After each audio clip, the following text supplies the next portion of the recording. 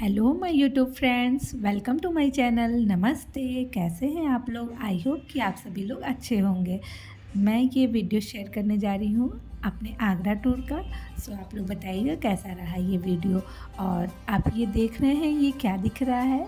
So please आप comment करके बताइए, मैं नहीं बताऊंगी। और हम लोग यहाँ एक्सप्लोर करेंगे सबसे पहले आगरा फोर्ट। यहाँ हम लोग आगरा फोर्ट पर पहुँच चुके हैं। गाइस, आगरा फोर्ट विजिट करने के लिए या एक्सप्लोर करने के लिए टिकट लगता है पर पर्सन 50 रुपीज़। यहाँ से टिकट मिलता है ऑनलाइन ऑफलाइन दोनों। और फोर्ट के अंदर कुछ सामान नहीं ले जाना पड़ता, जिसको लॉकर में जमा करना पड़ता है, वो भी वहीं टिकट के बगल में ही जमा होता है। यहाँ हम लोग का हाय हेलो हो रहा है। ये है आगरा फोर्ट का मेन गेट। ये आप पुल देख रहे हैं। फोर्ट में एंट्री करने के लिए इसी पुल से जाना पड़ता है। बताया जाता है कि आगरा फोर्ट के चारों तरफ इस तरह का गड्ढा है, जो कि राजा के टाइम के समय ये पूरा पानियों से भरा रहता था, जिससे कि दुश्मन अंदर ना आ सके। फोर्ट के अंदर एंट्री करते करते 2-3 दरवाजे पड़ते हैं, जिनका नाम मुझे नहीं पता, सो सॉरी। ये एक ऐसा ढलान है, बताया जाता है कि इसमें इको साउंड होता है, जिससे कि दुश्मन आ रहे हैं अंदर पता चल जाता था। ये आगरा फोर्ट के अंदर का सीन है। मुझे इन सब जगहों का नाम नहीं पता, जो कि इन जगहों का अपना अपना एक नाम है। सो मुझे नहीं पता, क्योंकि मैंने गाइड भी नहीं किया था। सो उसकी वजह से मुझे बहुत ही ज़्यादा दिक्कत हो रही है। मुझे गाइड कर लेना चाहिए था, मुझसे एक मिस्टेक हो गई। ये है ग्रेप्स गार्डन। बताया जाता है कि अकबर को वाइन का बहुत शौक था, सो उन्होंने ग्रेप्स गार्डन से ही वाइन बनवाते थे। फ्रेंड्स, फोर्ट में कुछ कुछ जगह ऐसी थी जो मुझे भूल भुलैया टाइप की लग रही थी। सो आप देखिए, ये भूल भुलैया तो था नहीं, पर मुझे नाम नहीं पता था, तो मेरे लिए तो भूल भुलैया लग रहा था। फिर यहाँ हम लोग ऊपर घूमते घूमते ऊपर चले आए। ऊपर चले आने पे बालकनी जैसा बना हुआ था। बालकनी से जो ये व्यू दिख रहा था, और ताज इतना सुंदर दिख रहा था यार कि मतलब क्या बताएं, बस मुंह से बात ताज ही निकल रहा था। बालकनी के साइड में ही एक बड़ा सा हॉल था, जिसमें मतलब गजब तरीके की डिजाइन हुई थी, जो एकदम बहुत ही सुंदर लग रहा था। और ये जो आप खिड़कियां देख रहे हैं, झरोखे देख रहे हैं, इन हर झरोखे में से ताज दिख रहा था, जो कि बहुत ही अच्छा लग रहा था। यहाँ से घूमने के बाद हम लोग पहुँचेंगे, ये रहा मीना बाजार, जो कि ये अकबर के टाइम हुआ करता था। ये वो जगह है जहाँ पे मीना बाज़ार लगते थे, और उन्हीं के समय से अब मीना बाज़ार का नाम आज तक प्रचलित है। मीना बाज़ार में होता ये था कि लोग आते थे देश विदेश के, और अपना माल यहीं पे लाके बेचते थे। ये है एक ऐसा एरिया जिसको बोलते हैं कि अकबर की लाइब्रेरी हुआ करती थी, क्योंकि अकबर को बहुत सारे भाषाओं का ज्ञान था, उन्हें नई नई भाषाएँ सीखना पसंद था, सो उनकी ये लाइब्रेरी है। फोर्ट में कुछ कुछ जगह ऐसी थी जहाँ जाना बिल्कुल भी अलाउ नहीं था, वो एकदम अच्छी तरीके से ब्लॉक था। सो आप देख सकते हैं। और फोर्ट में बहुत सारी ऐसी जगह थी जो एकदम जंजर हो चुकी है, और फोर्ट में बहुत सारे प्रिपरेशन के काम भी चल रहे थे। सो आप देखिए, एंजॉय करिए। आगरा फोर्ट को अच्छे से घूमने के लिए 2-3 घंटा बहुत ही है। और आगरा फोर्ट घूमने के बाद हम लोग पहुंच गए हैं फतेहपुर सीकरी। फतेहपुर सीकरी पहुंचने में मुझे 2-3 घंटा लगा था। यहाँ से फिर मुझे ऊपर जाना पड़ता है, उसको बोलते हैं अरावली पर्वत, जो पहाड़ का नाम है। यहाँ ऊपर जाने के लिए बस और प्राइवेट गाड़ियाँ भी चलती हैं। सो यहाँ मैं पहुँच गई हूँ। ये बुलंद दरवाज़ा के पीछे का एरिया है, क्योंकि बुलंद दरवाज़ा से जाने के लिए मुझे सीढ़ियों पर चढ़ना पड़ता, और जो कि बहुत कड़ाके की धूप थी, सो हम लोग पीछे के रास्ते से आए हैं।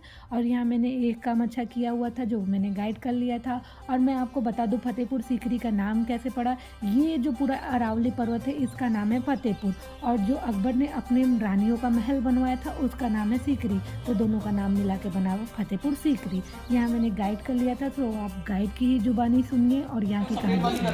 हजरत शेख सलीम चिश्ती बाबा की है, अकबर के गुरु की, अकबर के पीरो मुर्शिद की, जिनकी दुआ से अकबर बादशाह को एक बेटा मिला, जिसकी खुशी में पूरा फतेहपुर सीकरी अकबर बादशाह ने बनवाया। तो यहाँ पर आज भी हिंदुस्तान से नहीं, पूरी दुनिया से लोग आते हैं, बड़ी बड़ी दूर से यहाँ लोग आते हैं, मन्नत मुरादों के दरगाह पे धागे बांधते हैं, चादर चढ़ाते हैं। जो भी मन्नत, जो भी मुराद मांगते हैं ना, 100% तो राजनीति से पूरी होती है।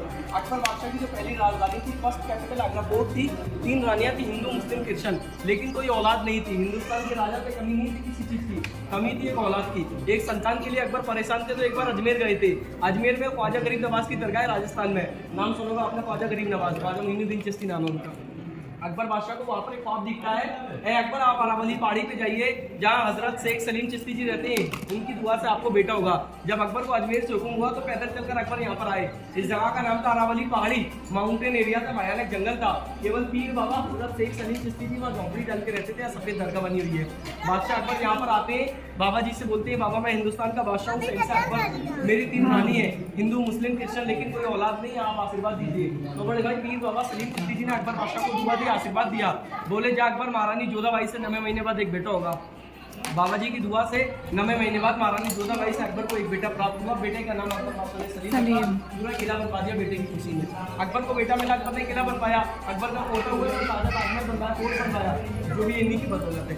कहते हैं कि शहंशाह फ्रेंड्स, जो पीर बाबा थे जिनकी दरगाह है आगे, वो उन्हीं के रिलेटिव जो थे जो ख़त्म होते गए, उन्हीं के यहाँ ये कब्र है।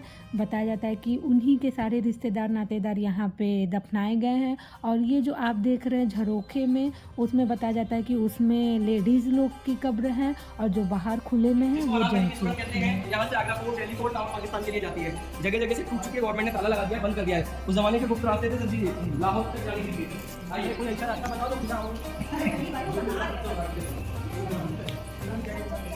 ये उस जमाने के कूलर के बाबूजी पत्थर के एसी लेके हाथ लगा के, पत्थर के कूलर एसी बिना लाइट के आगे आवाज के नहीं। कहाँ आ रहा है? बोलते हैं पीछे मोती जी पर आया पानी का टैंक।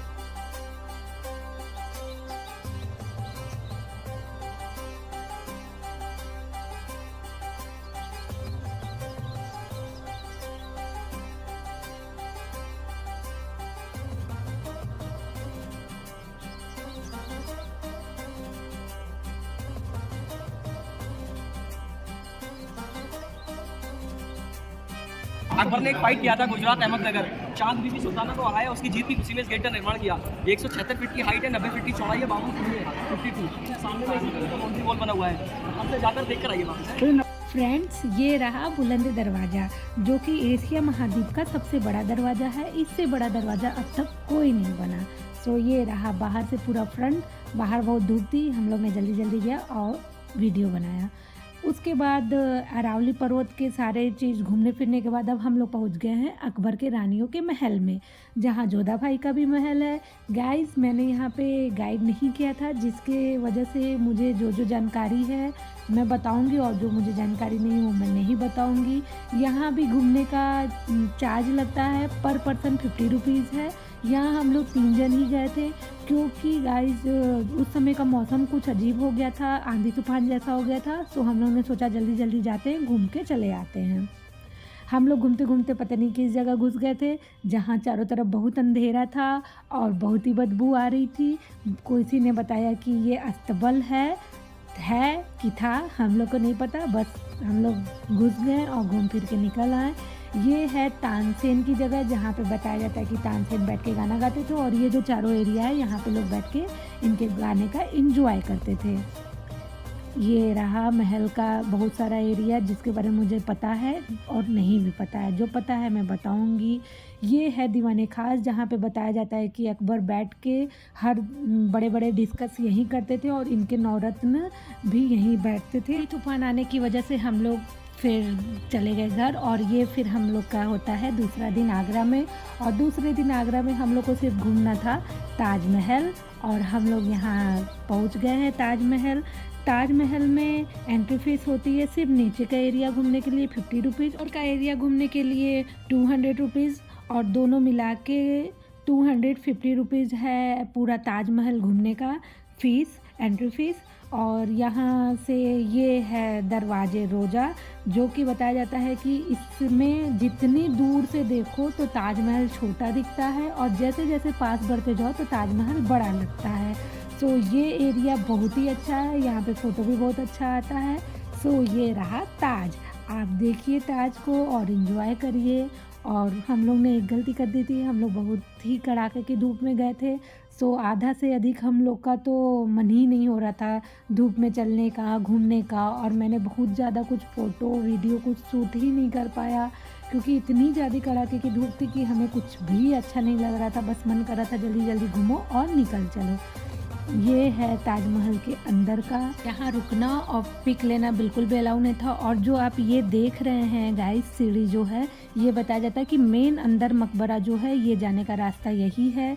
ये है अंदर का, जो कि यहाँ मकबरा बना हुआ है। और यहाँ फ़ोटो वीडियो लेना बिल्कुल भी अलाउ नहीं था। मैंने चोरी छुपकी से किसी तरह ले लिया, बना लिया।